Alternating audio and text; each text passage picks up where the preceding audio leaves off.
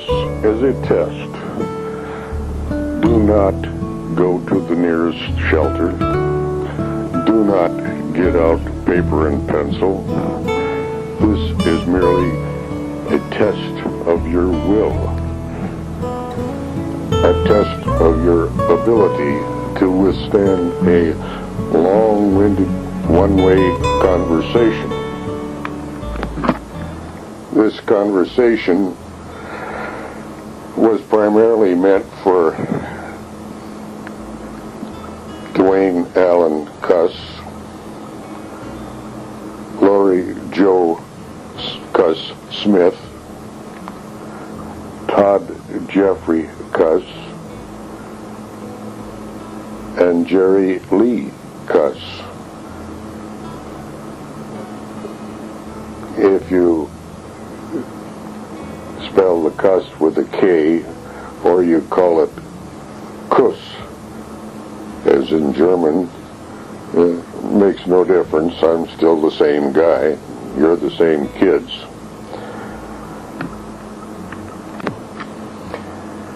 Anyhow, number one son Duane bought this gadget for me, and with the purpose of giving my life history, and so I guess the thing to do is start at the beginning and warning anybody not familiar with me and my family, this tape will not self-destruct in 10 minutes.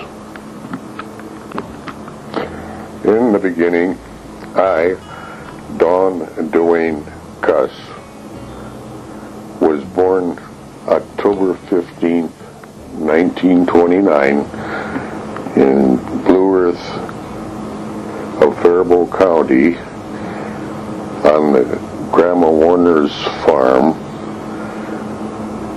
and I don't know what time of day it was, don't remember that at all. However, one of the first things that I do remember is learning to walk, and that was on the John Botcher farm. I'm not sure how old I was, but I remember that Sister Darlene and Mary were with me, and one of them sat on the stair steps leading to the dining room, where there was a round dining room table with pedestals underneath, and the other sister sat probably on a chair opposite. Anyway, I can remember being under that table, which I probably crawled around a lot on, and standing up and running to each of the girls, and I would go back and forth until I apparently learned how to walk. So that was the first remembrance of much of anything. The next things were always sitting on Mother's lap, and she would read me poetry, kids' rhymes, and so by the time, she said by the time I was 3 that I knew most all the kids' rhymes, and I still remember most of them. My favorite was, I don't know what it was called, but it went a penny for a sixpence, a pocket full of rye, 4 and 20 blackbirds baked in a pie. When the pie was opened, the birds began to sing. Wasn't this a dainty dish to set before the king? The king was in the counting house, counting out his money. The queen was in the parlor, eating bread and honey. The maid was in the garden, hanging up clothes along came a blackbird and pecked on her nose. My other early happenings were trips in the old Model T Ford that Mother Verl would crank up and take off. I think it was probably mostly during the morning hours after Darlene and Mary had gone to school, and of course Pa was working all day from morning till night on the Botcher farm there, doing the umpteen thousand things they had to do. But anyway, visiting Grandma and some of the other relatives on the farms in the area were highlights of the day for me, and Mother too, I guess. We didn't have much of anything else going on, and no neighbor kids to play with for me, so I appreciated those trips. And I can remember standing in a window crying like a baby when she wouldn't let me go one time, and Darlene and Mary and I had to stay home and wait for her. I guess the other time that was very impressive was when she had but put some of her stove kerosene in Pa's Model T, and after the chasing around she did, it didn't run so good, so Pa was pretty shook up about engine trouble, and so I remember watching him in the machine shed taking out the spark plugs and using a jackknife or whatever to scrape the carbon and junk out of them, and it was one of those situations where he was pretty angry about her messing up his engine with that kerosene.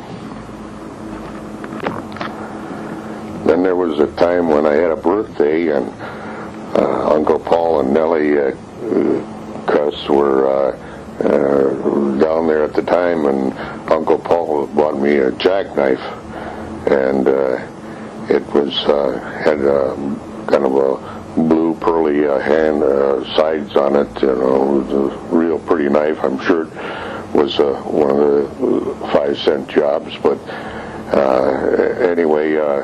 The problem was that Ma didn't want me to cut my fingers, or when I wanted to whittle, that was a no-no also. And of course, from my birthday on, from October to the rest of the year was pretty cold, so being in the house, the only time I could use that knife was to whittle over the coal pail. And so the wood chips wouldn't be all over the floor. Needless to say, eventually I dropped the knife and it went down in amongst the coal, and of course I wasn't allowed to get dirty either, so I thought I'd wait for that coal to empty out and then I'd have my knife. Of course that didn't happen. I found the knife the next year out in a pile of ashes where they dumped them out by the fence. Of course, the knife wasn't any good after that. But then Mom made me a hobby horse, some 2x4s and some nails and some old spring-loaded seat so that I could sit on it and bounce up and down on that seat. And, of course, the fact that it didn't go anywhere, that wore off, and so it didn't last. Then, of course, us kids had an old wagon that we used to, well, it was a utility. One time we went to down by the woods to the south of us, and supposed to get gooseberries for gooseberry sauce and pie and so forth. And that was a disaster. The gooseberries were on bushes, and the bushes were full of prickly vines and stuff, and and then on top of that, it was hot out, and on top of that, mosquitoes. So gooseberry picking was not for me. I didn't want to ever do that again. But another time we took that wagon and Ma put a 5-gallon bucket of water in it, and Darlene, Mary, and I, and we had a couple of cats that were hanging around all the time, and Ma wouldn't allow them in the house, but they were around, and so we went over to the west of us. There was a hill down to a creek, and on the side of that hill was gopher holes, and so we'd dump water in the gopher holes, and when the gophers would come out, the cats would nab them, and so that was my first hunting trip. I think we got 2 gophers that day. But anyhow, it was a memorable occasion. Another time we were going to have fun with that wagon was when Tony Halstead and his brother Jimmy and Melita showed up. Darlene, Mary, and I, and the boys were going to play with that wagon, but we decided that we'd enhance our fun by putting this an old granary door or some kind of a door anyway on the wagon, and that way we could all get on. And then of course somebody was going to pull the wagon, and I think it was Tony that was going to pull us all on that wagon. Well, we started kind of downgrading to the roadway where there was a little bit of a ditch there. Well, when he turned into that ditch, the front wheel got bound a little bit and just folded under, and of course we all went down, and that was the end of the wagon.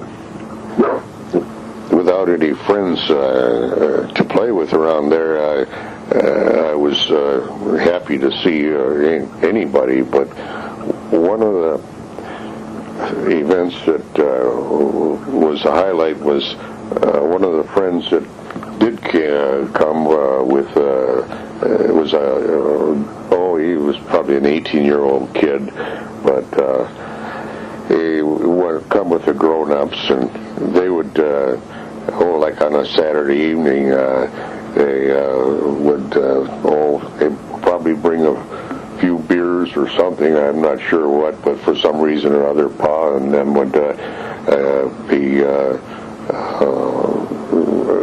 partying a little bit with Ma, and always around the kitchen table and so forth. But anyway, this guy, and I don't even remember his name, but he took to me, and he would always hold me on his lap, and so this was a real big deal. But it only lasted for I don't know, I suppose he was around for a couple of years. But anyway, just about the time that I was really attached to him, he was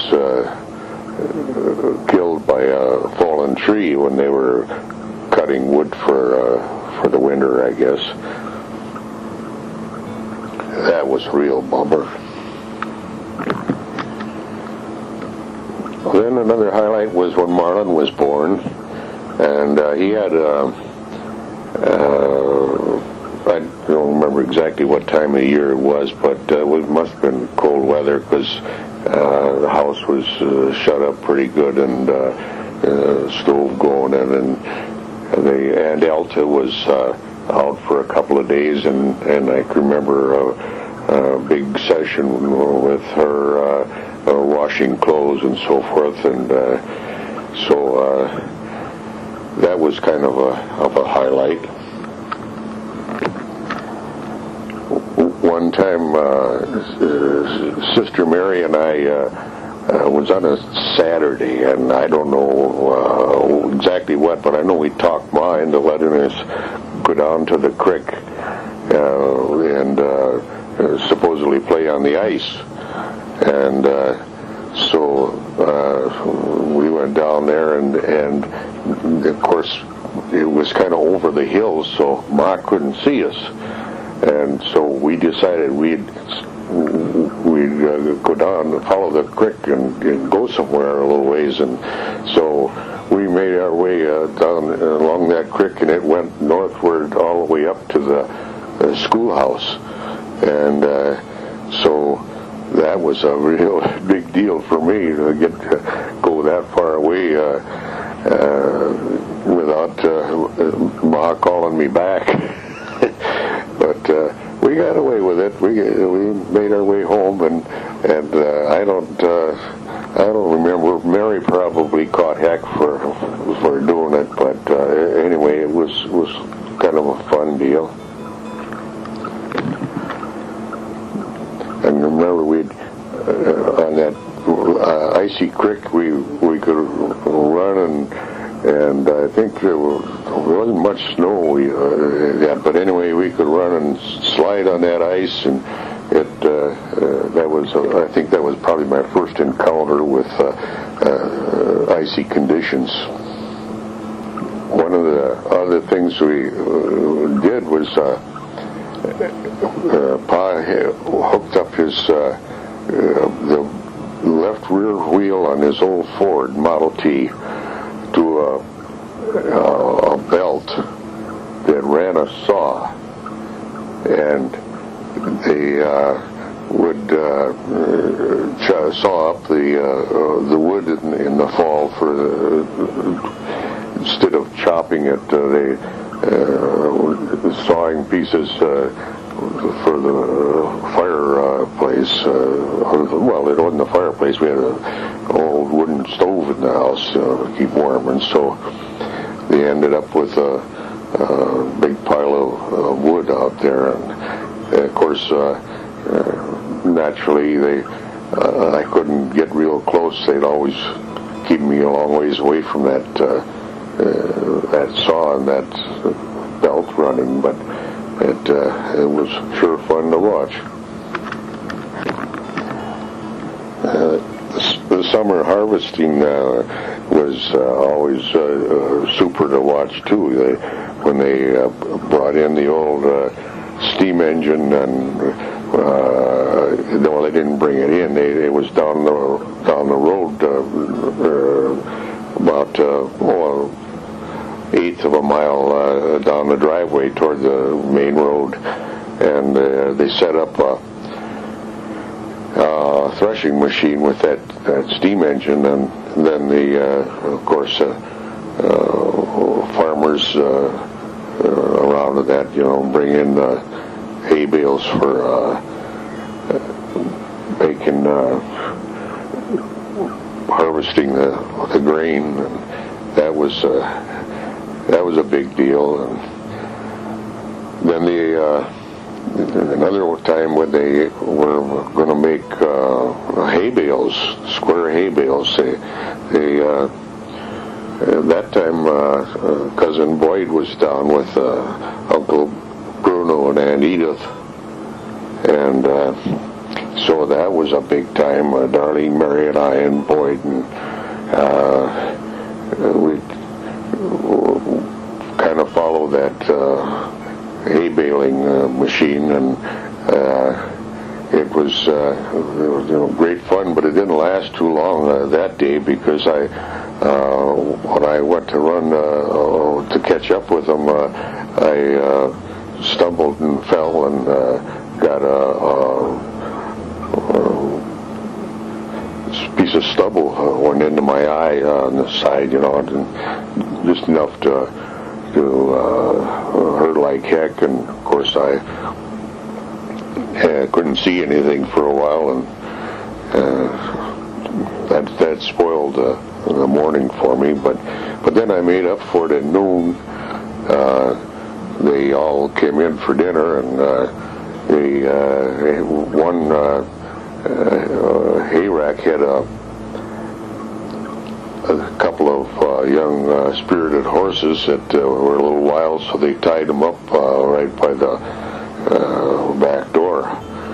And of course Boyd and I had to climb on that hayrack, and eventually I had to make the old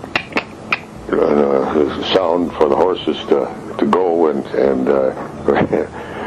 they tried to go, they reared up and were jumping all over the place, and Pa come tearing out and grabbed the reins, and calmed them back down again. And so Boyd started to catch hell until he let him know that it was me that did it, and then I caught hell, and so that spoiled the day too. Then there was another highlight that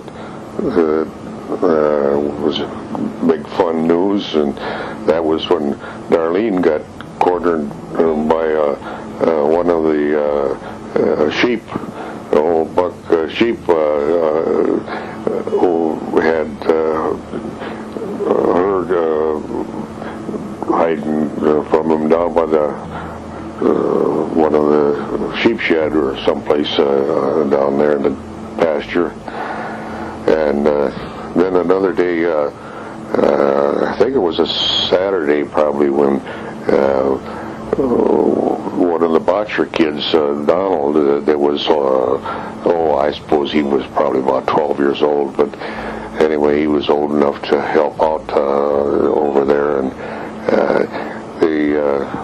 apparently the rest of them had gone to town or something, and he was doing some kind of chores, and the big old bull was loose, and got him cornered in one of the sheds that was out in the middle of the barnyard, and so he had to climb up on the rafters, and he was stuck there until they got back from town, which was several hours later, I guess. That was a big deal to talk about. And Pa was never a hunter. He never had any guns or anything like that, but my first experience with hunting was the pheasant season, when a bunch of the who all was involved, I don't know, but I know that they wouldn't let me outside, and I had to stay in the house, and they wouldn't tell me why and all that. But I heard the booming out there in the cornfield, and then I saw some of the guys out the window. Some of the guys gathered on the roadway down there, and so of course years later I figured out they were pheasant hunting, and so that was something else that happened on the farm. I guess Monday morning was usually wash day, and one Monday morning when I was hanging around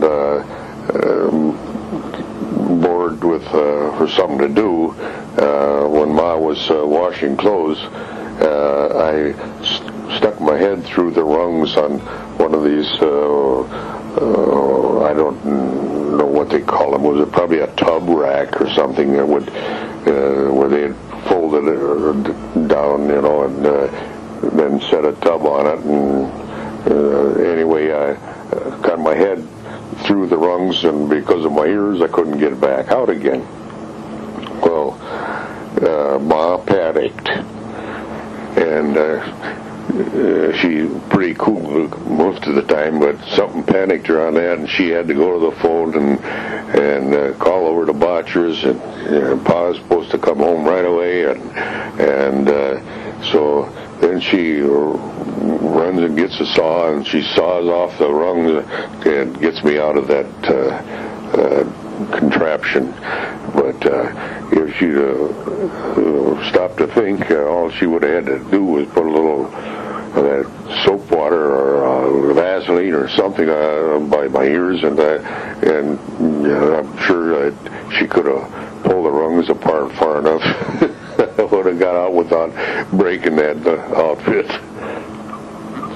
But anyway, that was a bummer for the wash day, and by the time Pa got home, of course, I was all fine and dandy, but she was really shook. Pa would talk about this for a long time. The laugh was how Ma got through that 1-inch wood rung that one or two of them, I don't know, but anyway, he claimed she had 2 strokes and it was done.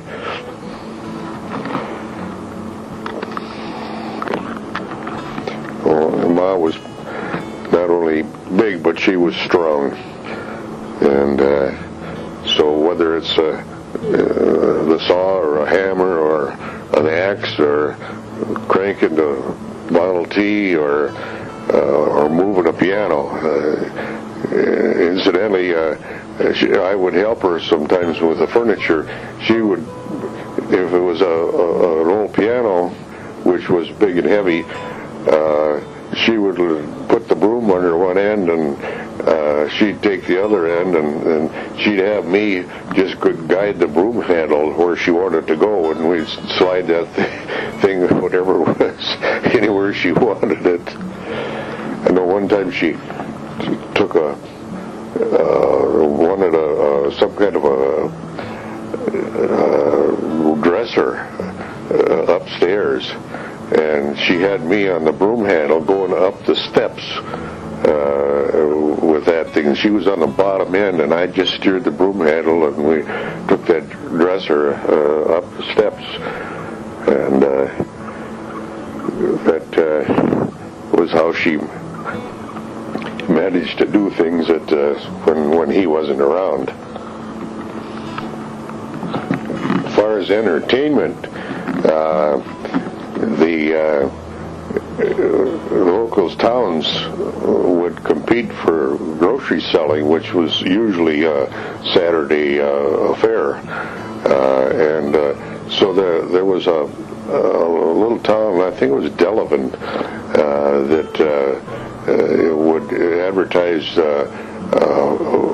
free movies if you bought groceries. You get a ticket for a free movie, and the free movie was outside projector with a screen set up in a vacant lot, and with benches, and so that was a big Saturday night deal. We would make sure that she had at least a nickel to buy something from the store, so that when we drove over there, we could get a ticket for the free movie, and then we'd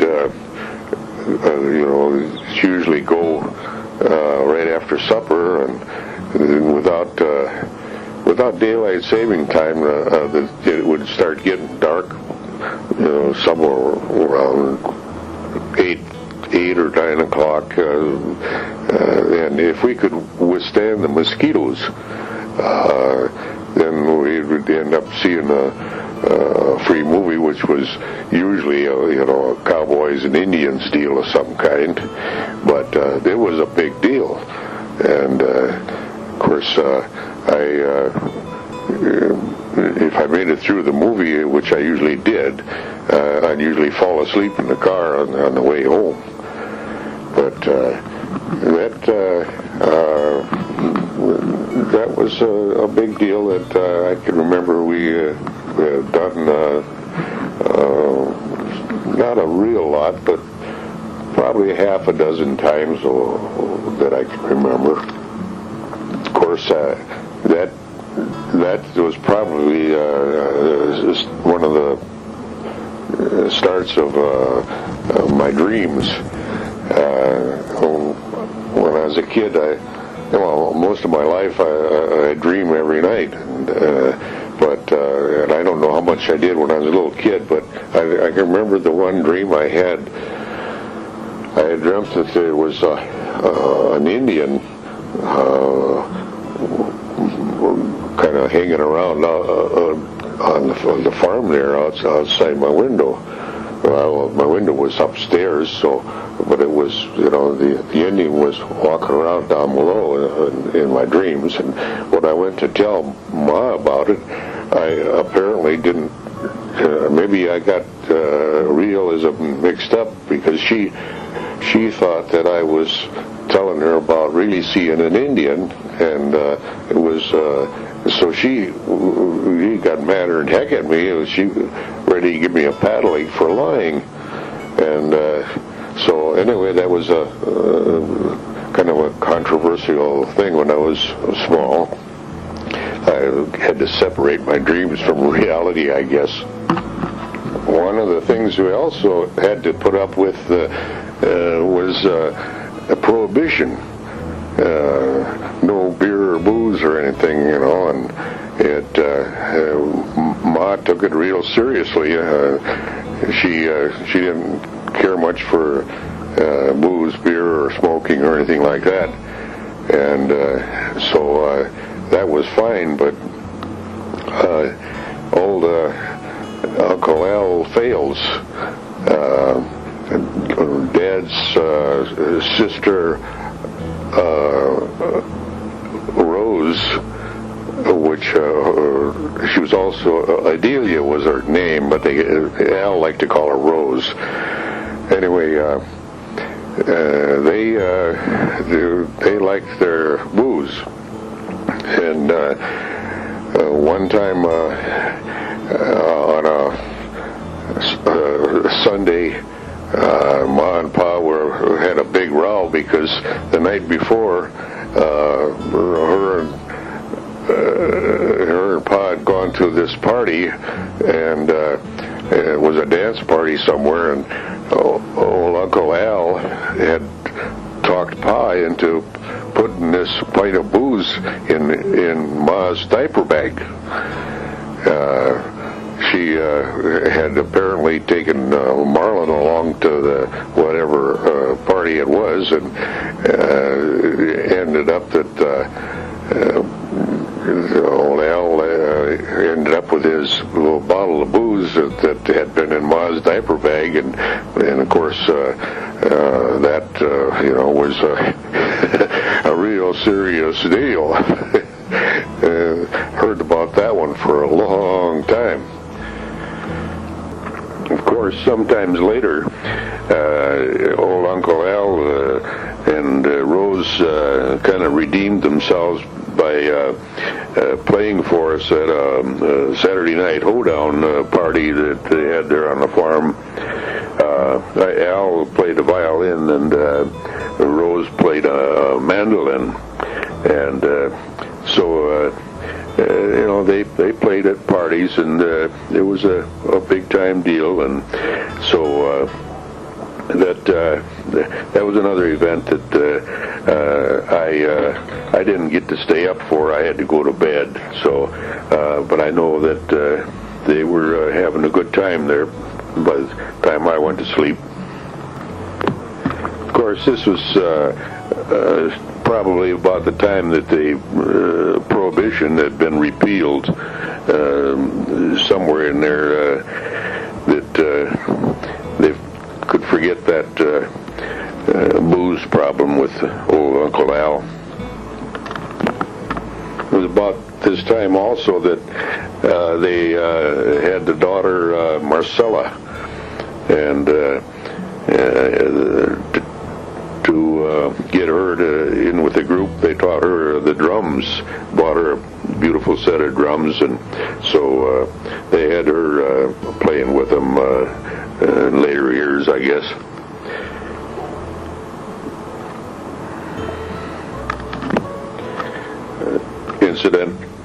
Incidentally, Marcella married Harold Linder, and they live out in Litchfield, and I think they're still out there now. They're probably retired by now, though.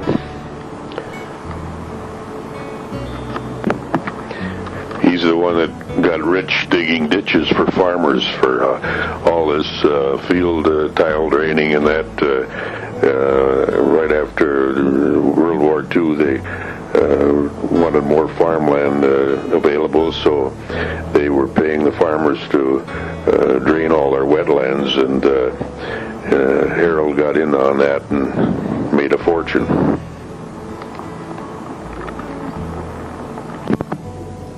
Guess it's just about time to flip this thing over for further episodes of my life as a little boy.